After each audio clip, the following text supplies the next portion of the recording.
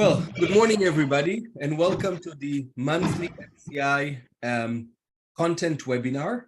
It is true pleasure to share thoughts and concepts with everybody here. I would say two housekeeping notes. First, if everybody can please mute unless you ask questions. If you have questions during the presentation, use please the chat function and write your questions so everybody can see. And Hannah will make sure I am addressing them as we speak. Otherwise, it's difficult to control the time. In the end, we'll have 10 minutes, hopefully, for discussion if time allows, so we can have more detailed discussion around the different elements of pricing we'll discuss today. As usual with MCI, we're trying to be very practical in our webinar, so we'll try to provide frameworks that you can deploy in your business and use repeatedly versus just theoretical discussions and economic level type discussions. So you won't see price elasticity graphs and broad or macroeconomic type information. And last but not least, I am energized by seeing people. So if you can open your camera, you don't have to, but if you can, it will help me. So I'll appreciate that. Anyway. Perfect. Well, so let me share my deck of slides here real quickly. Hannah, tell me if you can see.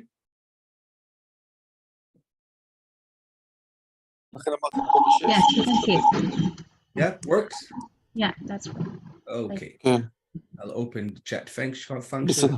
אוקיי, יאללה. ומחר... Okay, great. So one more time, if you're join our meeting this morning and you can mute, that will be very, very helpful. Well, we're here to talk about pricing. And let's start by first bucketizing in a healthcare context the three broad buckets of pricing we like to talk about because they behave differently. The most common one that we all used to and familiar with is what we call transactional type pricing, in which you sell a device to the hospital, the device pay for it, and typically use it in a procedure or a program or a process, and then bill the insurance in most cases for those procedural services. And that's 80% or more of how the US healthcare system and a lot of the other healthcare system around the world works. In general, it's, kind of its characteristic. It's mostly deployed by what we call healthcare providers, hospital, healthcare system, IDNs, surgical centers, community centers, but by typically those who provide service to patients. It usually goes to, we sell something to support a procedure or a protocol, and it's mostly driven by reimbursement. So we'll focus a lot on that bucket because it's by far dominating the life science, healthcare, medtech, digital health environment. And most people do business that way. However, there is an up and coming different model. We call it value-based care. It's more and more wished to be deployed. It's less than 20% of the revenue in the marketplace, but we think it's growing. There is no quantitative data around it, but I see more and more of those models deployed in the marketplace. It mostly deals done with payers, not with healthcare providers. It's possible, even for a small company. It's existing a lot in HMOs. And you see here, it's health management organization like Kaiser that behave a little bit like a Clalit in Israel, in which the system is both the payer and the provider, and ACOs, or what we call accountable care organization.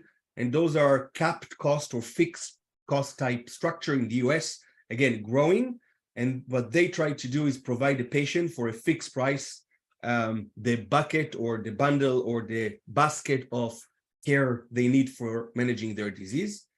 It's driven by, it's a mistake here, it's not driven by reimbursement, it's driven by saving and cost sharing, and we'll talk a lot about this.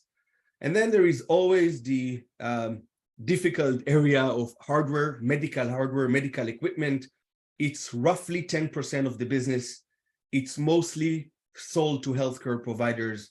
It's mostly around capital budgets and contributions, sometimes even donations. It's the first to suffer when there is cost pressure or money pressure in the market, like those days, for example. It's often bundled with disposable in order to ease on the buyers, but on the other hand, lock in disposable from the sellers. So we see that a lot in a healthcare compliance matter, and we'll talk about this a little bit. By the way, our next webinar, it's all about healthcare compliance. So if you want to deep dive, register to that webinar as well. A hardware equipment usually have a 5 to 7 year cycle. Hospitals budget to upgrade or replace their big hardware items in that type of time frames. Selling it's one area, but it's the least used. What we see a lot is rent, lease, pay-per-use type models in order not to have a big capital outlet in one time for the hospital, and that has consequences as well. And in addition to selling, leasing, renting, or pay-per-using the device, it's typical to have an annual service revenue that is usually priced between 5 and 10% of the equipment sales, to maintain it, to upgrade it, to make sure it's preventing maintenance and all these other things are taking place. So 3 big buckets: transactional, value-based, and hardware, applying both for, of course, disposable sales, but we'll also talk about digital health and how that's deployed. Okay, I'm monitoring the chat function, and it looked like that so far, no major questions. Good. Let's deep dive. So one of the trends that I see plenty in the marketplace, and that's before we'll go into the basic mechanism of pricing, and we have to keep it in mind as we analyze how we price and how pricing is being done, is that there is a trend to have transactional type disposable technologies like catheter, stents, devices, trockers, sutures, no matter what, all those kind of hardware type disposable are now being enabled and empowered and differentiated by technology. So we see a lot of companies and a lot of the large multinationals, like the one I'm working for, Johnson & Johnson, investing in technology like robotics, navigation, imaging, pre-procedure planning, augmented reality or virtual reality type technology deployed in the operating theater or the cath lab, surgical room data collection and analysis in real time and post-procedure, digital care pathway mapping and management in order to control the patient journey along the way. All those are new, relatively new type technologies. They're not reimbursed per se, but they're starting to be factored in. So for example, in recent lung cancer reimbursement, CMS have doubled reimbursement for biopsies and ablation of tumors, because they've observed that it's almost impossible to do those old-fashioned under X-ray. And today you need navigation, robotics, and all kinds of technologies. So in a latency type response, they've upgraded the reimbursement to accommodate all those technologies that are coming in. So as we discussed today, we'll need to think about not only the devices we sell or the digital health solution, but also how we empower them, how we differentiate, and how we digitize and technologize our technologies, something that some companies thought about many, many moons ago. There is a comments. Okay, I'm sorry. That's for Hannah. So keep those 2 frameworks, the 3 types of pricing environment, plus these major trends that we just described goes into our pricing. Cool. Basics. Unlike free economy, in which there is a very clear price elasticity in the market, the more you price up, the less your demand go by, and there is all, you can play with pricing to signal value. In life science, in healthcare, in particular in medical device disposable, which is the largest bucket, we're framed. We're working within a framework that dictates the range of pricing we can use. And the first most important element is what's the reimbursement? Because those are transactional type, right? We discussed before, the hospital buy, use the technology, use the device, and bill for it. The price is determined by reimbursement. If you price it above reimbursement, they won't buy because they lose money and it's not possible, right? If you price it way lower than reimbursement, you leave money on the table. So the first pressure from the top will cap how much we can price our device is the level of reimbursement. And I'm not going into the broad discussion of what reimbursement means, but we need to understand the reimbursement environment for our care pathway, for our technology. And the rule of thumb is that typically you price your device around 40% of reimbursement. It could be 30, it could be 50, it could be 60. There are exceptions of 80 and 10, but in vast majority of the cases, it's roughly around 40% of Medicare reimbursement, or what we call payer mix reimbursement. So the average between Medicare and private care. And even in that scenario, there are two types of reimbursement: a DRG, in which the hospital get a bundle price for everything needed to carry out a procedure or hospitalization, and a CPT, which is transactional. You pay per test, you pay per intervention, you pay per diagnosis, doesn't matter. We'll cover those two examples, okay? So that's the first element. Reimbursement pressure is capping how much we can price our device. On the other hand, pressure from the bottom in medical device, in order to be a sustained company, we need to aim at delivering 80% gross margins in medical device. And that's very high. The reason we do that, because if you take a typical P&L of a mid-size medical device franchise company, operating company, whatever you want to call it, this is how it looks. 20% goes to cost of goods sold. Another 20 to 25% goes to sales and marketing, because it's a high-paid professional sales rep, and sometimes clinicals that goes along, and reimbursement advice, and conventions, and medical department that answer off-label questions. There is a lot of cost associated with sales and marketing in our space. So it's in a mature mid-sized company, 20 to 25%. I hear somebody? No. Another 15 to 20% going to ongoing R&D, fixing things, improving, responding to material change, all kind of things. Another 10 to 15% to next generation R&D in order to have a good leapfrog future. We'll cover that too. 5 to 10% to quality, regulatory, and clinical to create, evidence, and 5 to 10% to G&A. So you end with 15 to 20%. You cannot price your medical device at 60% gross margins as a target, because you won't survive. Okay, so that's the bottom-up pressure, and that's dictate our cost times 4, right? Give us the price we need to aim in order to maintain. And of course, when I talk about cost, this is at high volume, at mature design, not at the prototype or very early stage. That doesn't work that way. For a second. Okay. Cool. Basic concept. Pressure from the top, 40% of reimbursement. Pressure from the bottom, 80% gross margins. We get a range of prices we can chase, and it's usually not very broad, okay, in that perspective.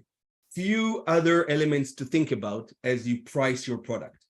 For example, you have to factor in that in most healthcare systems, there are professional purchasers. There are people responsible for purchasing stuff for the hospital. In order to justify the fact they woke up in the morning, they need discount. So you have to give them 5% discount, because if you didn't give them any discount, they go home and they did not do their job. So when you price your device, price in a minimum or an average, but something to give up about 5% basic discount on your catalog price, okay? In addition to it, something structural in the US market, a lot of the healthcare system are part of a larger network they call GPO, or Group Purchasing Organizations, or IDN, that also network of delivery care, integrated delivery networks, and they collect 3% fee to participate in the IDN or GPO from the seller. So make sure you price it in upfront, and you're not surprised later on in the process and lose your margins for another 3%.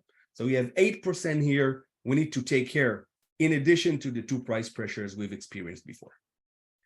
Some hard-earned tips and tricks. Make sure that if you have cables, packages, all kind of plastic stuff around that your product require, it's okay to price it separately. Otherwise, you erode your margins.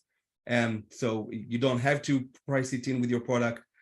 It's very typical to add on shipping costs and not include them in the price. The way to do it is to give a very elementary free shipping that is not very, not trackable and not very good. And then to ask if you want tracked delivery or you want overnight delivery, all those higher end, you price it in and you save the shipping cost from your pricing as well.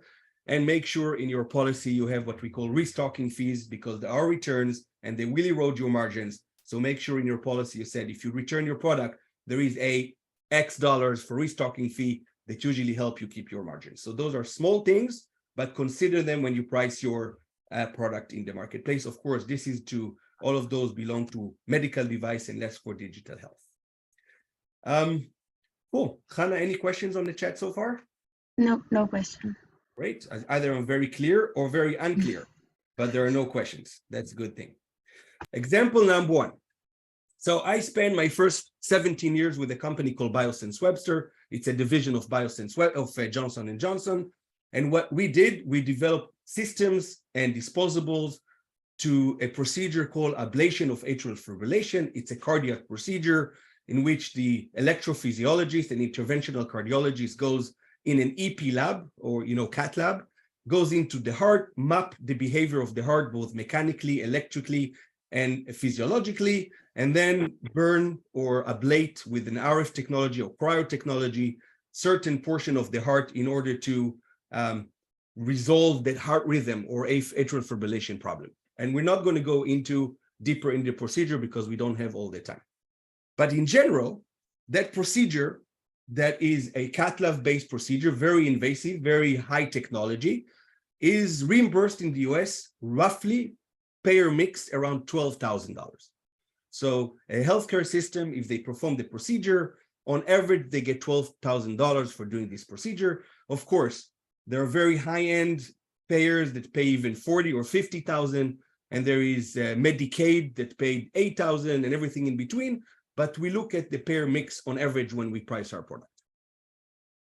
And that $12,000, it's a DRG system, so it's a bundled pay. That's everything the hospital gets, and it should cover all their costs, right? It goes to pay for maintaining and building facilities, like the very expensive EP lab with table and X-ray and a mapping system and ECG recording system and ablation generators and all kind of equipment that EP lab needs. It goes to staff it, right? You need a nurse and a technician, and sometimes, other type of people that are present in the lab. It's need to cover the general disposable, the drapes and the cables and the disinfections and the sheath and all the stuff that goes into the procedure. Then, of course, the bulk of it is the procedure-specific disposables that you see in the heart, the catheters, the ablation catheters, diagnostic catheters that goes to the heart to perform the procedure itself. Obviously, all the pre and post tests, ECG, anticoagulant, all kind of tests that needed for the procedure. The pre and post procedure hospitalization on the wards, right? The patient need to be prepped for the procedure and recover after the procedure. All the medication that given to the doctors, the billing in the end, and that costs a few $100s too. And in the end, they want to make profit. All of that is $12,000. So for us as Biosense Webster, we needed to think how much from this $12,000 we can get. And in general, we use the rule of thumb, 40%, and 40% of 12K is roughly, right? A third is $4,000. So it's slightly more than that. So it's $4,500 to $5,000. That's what we have to work with. And that's $4,000 to $5,000 per procedure. Kit needs to cover the ablation catheter. And you see here, you see the ablation catheter on X-ray here in the heart, that little, that little catheter with some, elements of that we can see. That could be very, very complex product. It can have a metal tip that know how to deliver heat and energy, resistive energy. It has irrigation ducts, very tiny, laser driven. It has what we call ring electrodes. It had optical fibers in order to test how much force is deployed.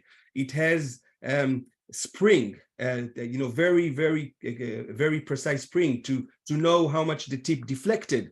So tons of miniaturized technology in that one catheter. That cost a lot of money, right? And in addition, diagnostic catheters, simple, complex, and all of that have to be priced for $4,500 and $5,000 and achieving 80% gross margins. And that's how we operated, and it worked, okay? So you use the reimbursement, you use what in it for you in the reimbursement, and then you cost your product, and then you price your product. And that's how the market is. And Dino here sold catheters forever and ever, $4,500 to $5,000, that's what you get. You don't get 2 and you don't get 6, right? In general, for years, 2 decades by now. So that's a DRG example. Well, after Biosense, I joined another company called Itamar Medical, and that's a whole other world. It's a CPT world, right?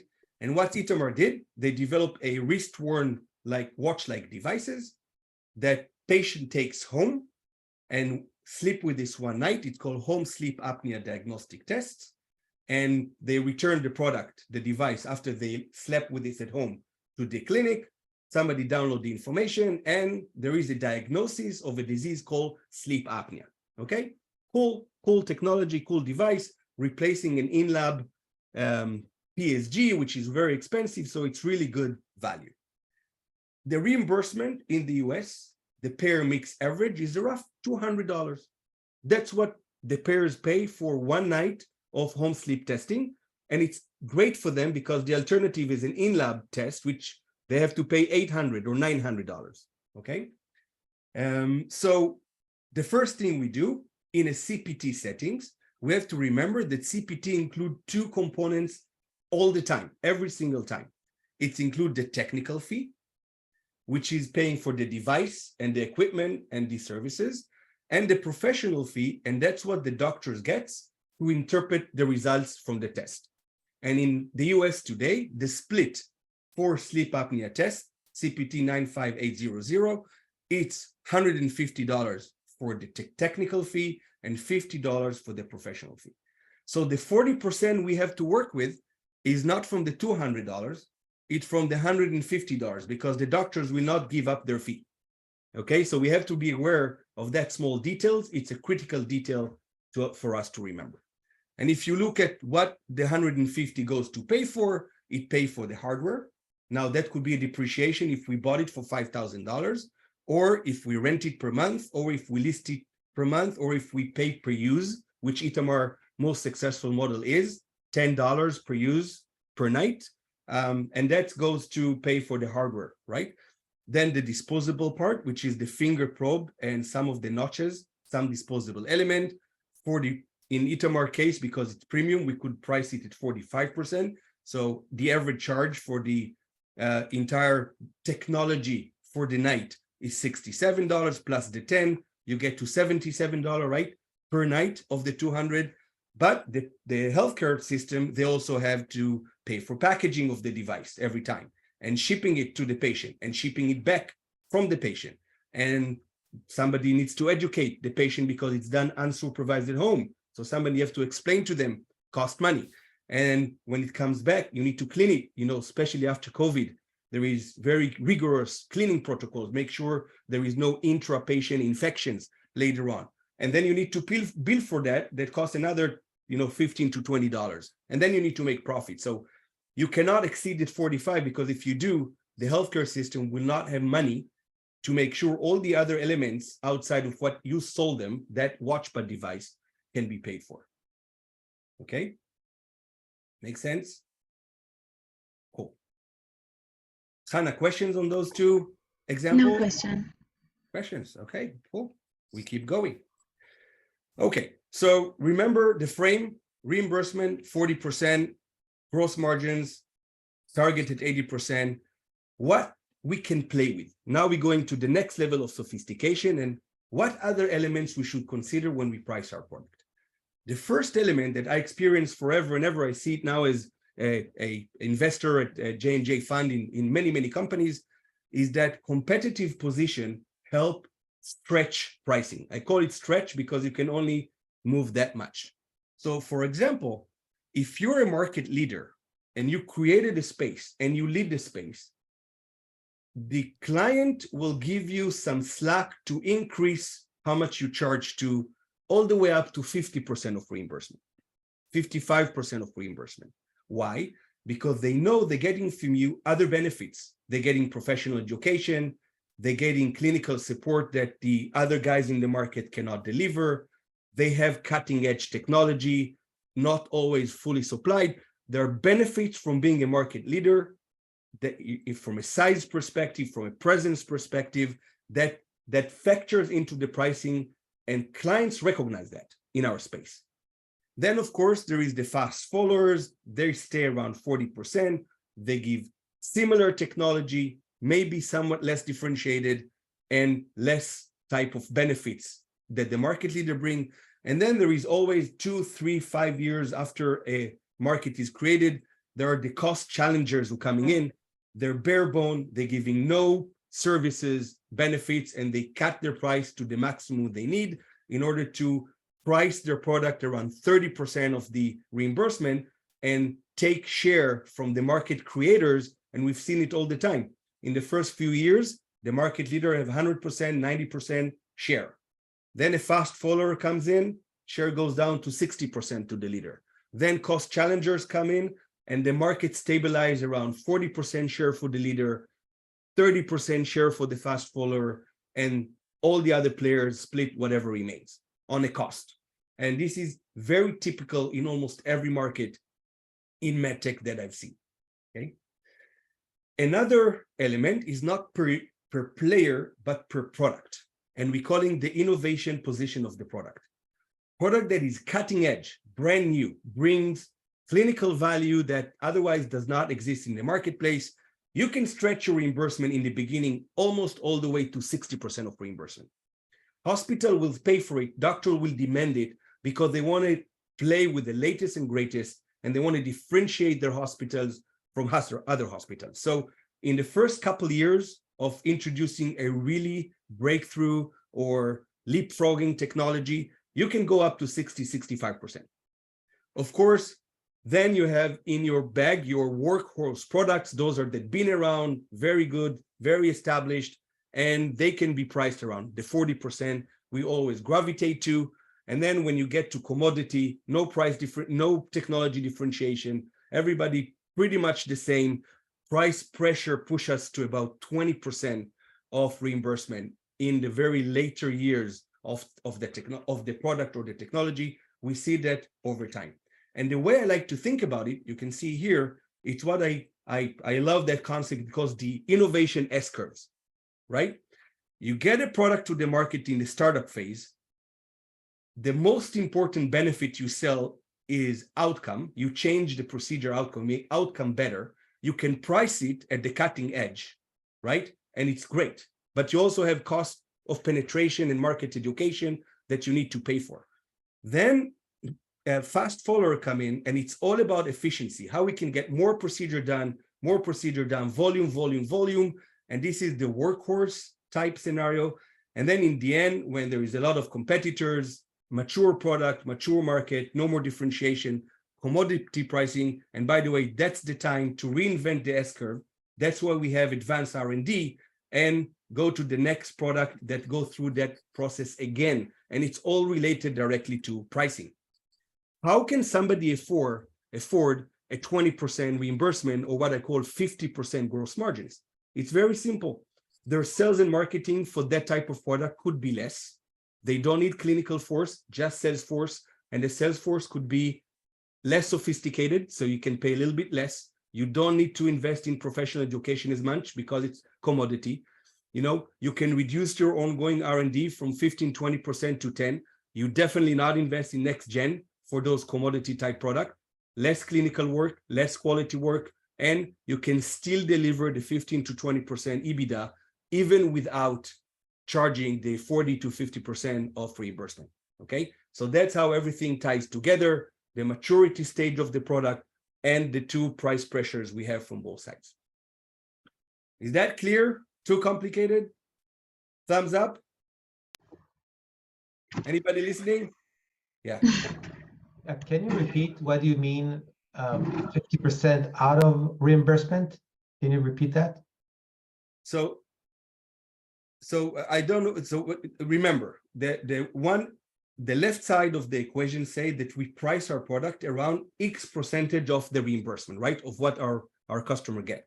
So the average, the gold number is 40%, but then you can stretch it to more, to 50% if you're the market leader and you provide a lot of services. So that's 150%.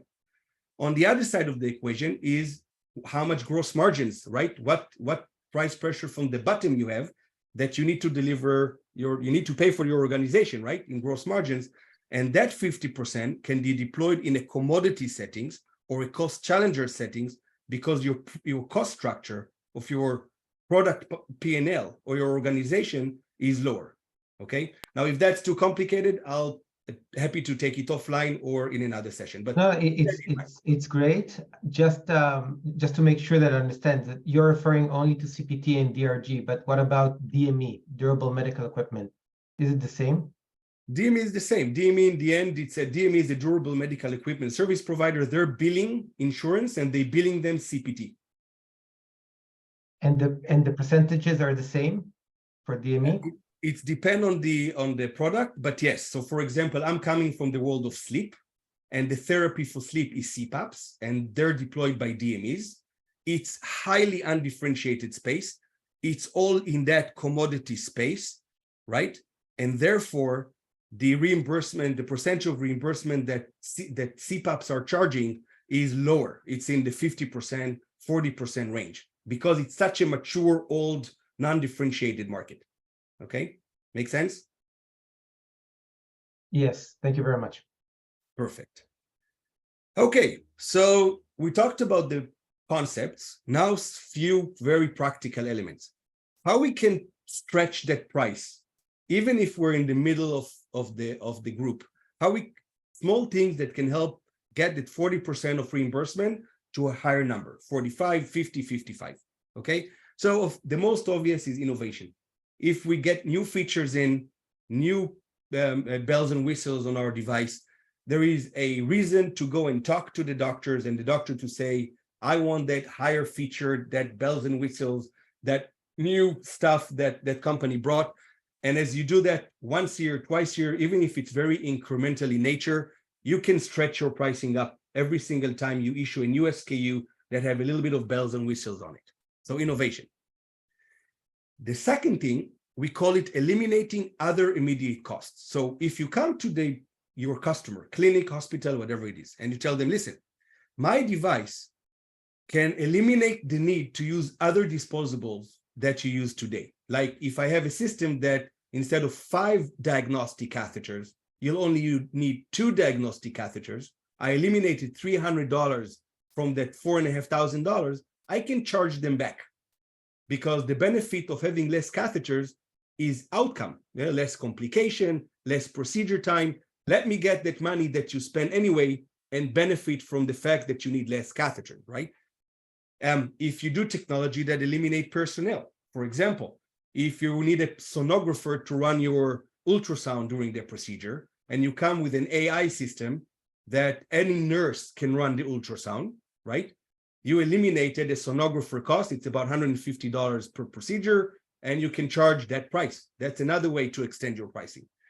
If you eliminate logistics, and we'll talk about some of that examples in the future, and also obviously if you happen to reduce hospitalization time in a DRG system, in the DRG settings, that's also very, very important cost cutting that we can use. Okay, that's simple element of exchanging one type of cost to another type of cost and regain that price back to you.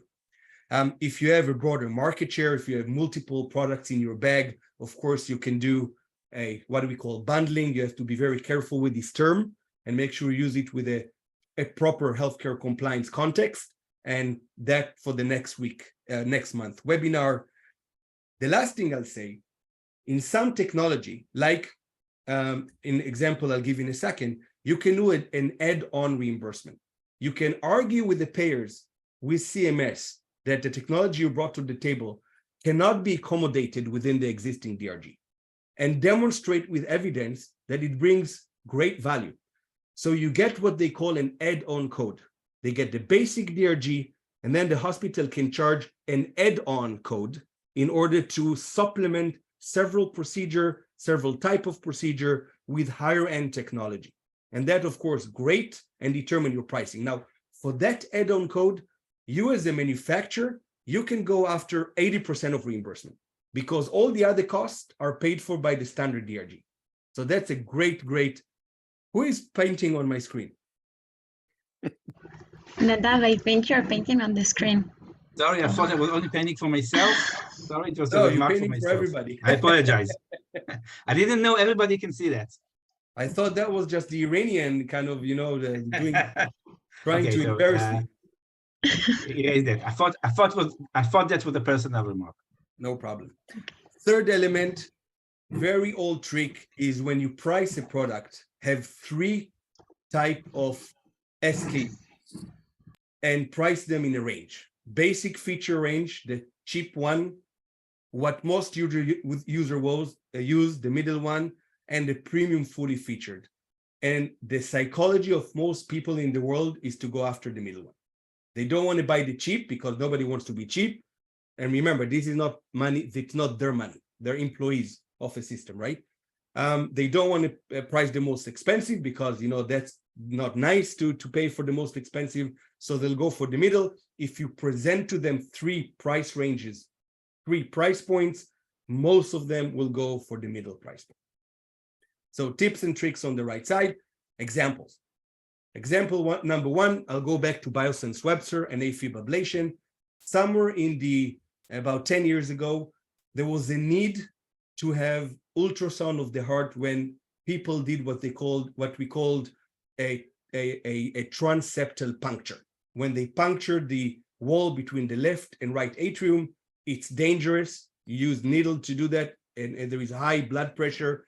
So there was a technology invented called ICE, intracardiac echocardiography.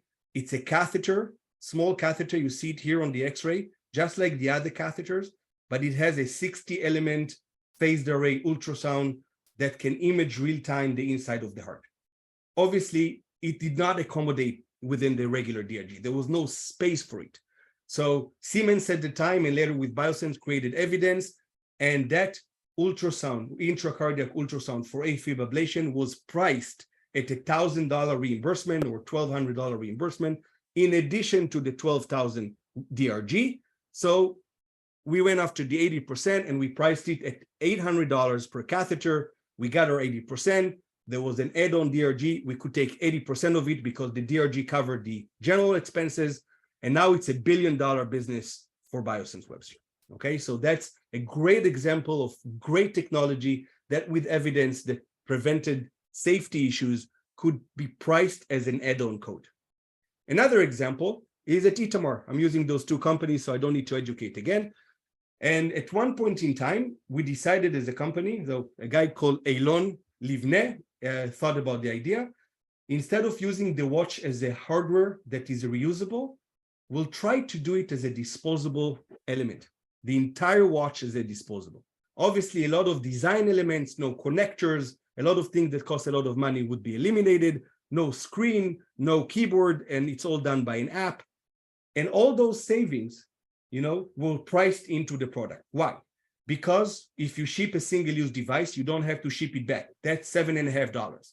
Okay, when it comes back, you don't have to, it never comes back because it's disposable. You don't need to clean it, you don't need to process, that's $15, right? And especially when in COVID period, you need COVID protective gear, that's another $10 to $12. Uploading times, $10, right? So you price all those 10 plus 10 plus 10, and somehow you can get $50 premium on your product and pay for the cost. And we got great market share. We went from 12-13% market share during COVID to almost 45% market share just with the single-use product. So cost changing, no impact on reimbursement, double the price. Okay, this is another example of how you've designed, but you stay within the frame of what the customer can pay, but they pay from other elements of their cost structure. Cool, 2 examples, one on DRG, one on CPT. Okay. Discounts. Everybody wants discounts. And rule number one, you never just give a discount. If you just gave a discount, it means that you charge too much to start with, and that will become the new price. So when you give a discount outside the initial 5% that is kind of expected, always give it to exchange. I see the comments, Gary, I'll come to it in a second. Always give your discount in exchange to something. Like the first bucket is value exchange.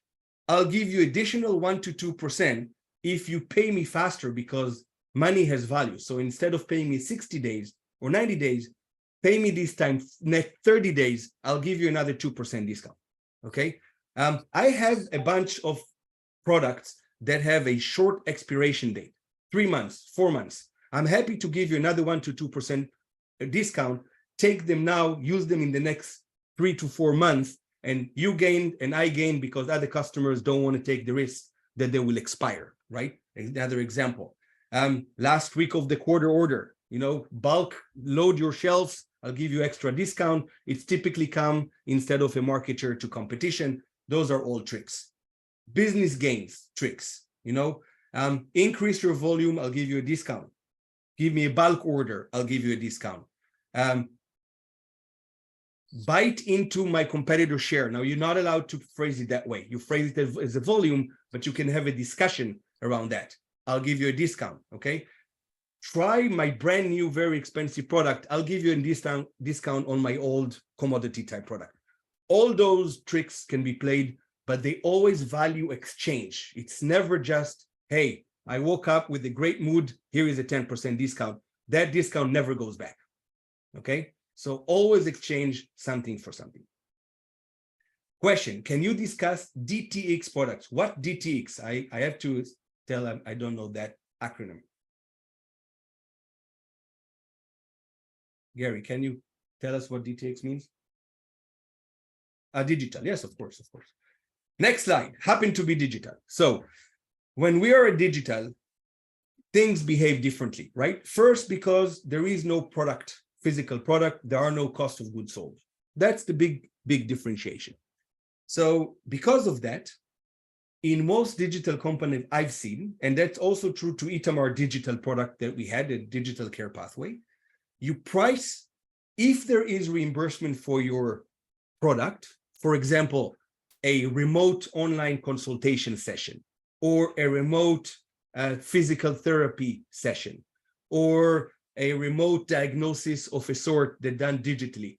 All those type of reimbursed product, when there is a CPT code associated, the market price them around 20% reimbursement. So if America Well charge roughly $70 for remote consultation, we can price our digital health platform. Of course, this is not a great example because they're both around $14, right? 20%. $14 out of the 70 goes to me. The other goes to the doctor or the notes and the billing. That's kind of very makes sense. If you do 40%, you leave nothing on the table. On the other hand, there is no 20% cost of goods sold. So that's the logic. If I have 20% cost of goods sold at Medtech, right, and I do 40, here I don't have cost of goods sold, I do 20. But then it comes with a basic annual fee, because at the digital company, we have basic cost of, DevOps and the cloud type expenses, and of course, those kind of things. So it's accepted in the market that will have a base annual fee and then a 20% of reimbursement charge, right? That's the logic behind it. Now, how do you go around pricing that? Obviously, you can do a pay per use. You can do an annual license fee. You can do location-based fee. You can do application type-based fee. You can do fee based on number of users. You can cut and slice it many ways, because not all the time the hospital likes to hear that you take percentage of their business. So the alternative is to ask how many users you have per location, per disease, per site, whatever it is, then use in the background the 20% calculation and give them an annual fee, just a fixed annual fee, as long as they stay on premise on that type of parameters. So in the end, you end up taking 20% of the reimbursement. That's what everybody can live with. That's the range. All the tricks and trips before around premium, around innovation, around those things apply. You can go up to 30 and you can go down to 10. It's depend on where you price in all those elements we discussed before. Last module is value-based care. Value-based care, it's something we have to pay attention to because it's up and coming, okay? And the idea here, I will provide you with technology, products, services, digital, doesn't matter. That will either improve your results, cut your cost, or guarantee the quality, right, of the delivery of the services. And we will share the value we created. So this is not transactional. Now remember, in most cases, you do it with a payer. You don't do it with the hospital. The hospital has very little incentive to do that type of model. They want to do business, they want to bill for it and pay 40%. That's how they operate. But the payers want to save money. They want to improve outcomes. So few rules, right? First is you have to accomplish at least a saving that you can price that you take roughly 20% of those savings. That's typical. If you deliver 100% saving, 100%, let's call the saving 100%. If you grab 20% of it, payers love it. Again, if it's very innovative, you can go 30, right? If you calculate direct and indirect saving, you can grab 40% because it's a bigger bucket, but it's difficult to prove on the evidence, right? Remember that payers look at the maximum of 2 years horizon when they look at saving. If you save X amount of money in 5 years, they don't care. If you save it in 4 years, they don't care. If you're saving in 2 years, it's marginal. If you save it in 1 year, they love it. Okay? Why? Because most insurers, so people who are insured, get their insurance from the employer, and they change employer on average every 2 years. So if I didn't, as a payer, save that money in 2 years, I don't care because I save money to somebody else. Okay? Makes sense? Whatever you claim cannot be a theoretical Excel-based stuff. It has to be evidence-based, and it has to be done by a health economic expert, or they will not listen to you. And it's better be published too. So if you go to a payer, don't go with the back of an envelope or sophisticated PowerPoint you did. It has to be a study done by the rules of studies by an expert, and better if it's published. Okay, where we can save money?